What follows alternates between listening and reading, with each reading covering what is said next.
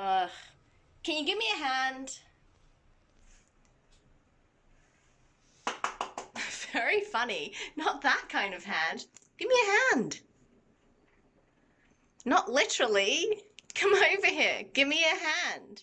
All right, you mean you need some help? Yeah. Thank you. So give me a hand means help me. You can use it on its own. Give me a hand. Give me a hand.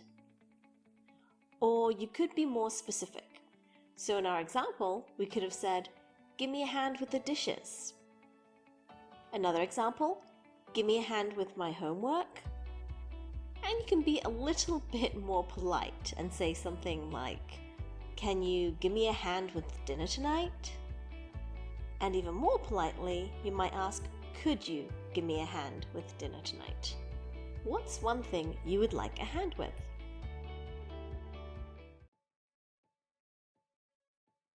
Alright guys, so let me share a few tips with you to help you sound more fluent. Let's look at this expression, give me a hand. So the word gimme is actually informal. It's a combination of the words give and me. When you say this word, you're going to put more emphasis on the first syllable. Gimme. Repeat. Gimme. Gimme. And this word, of course, you can just pronounce as the letter A, or you can say You know that sound you make when you're thinking? You just make that sound a bit shorter. Repeat. When you pronounce this word it's more informal. Give me a hand. Repeat.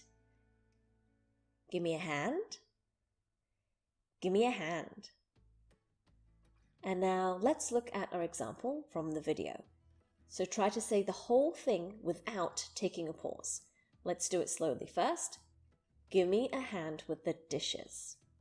Repeat.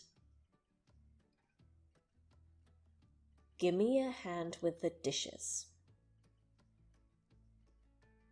Give me a hand with the dishes. Give me a hand with the dishes. Try to use this expression today.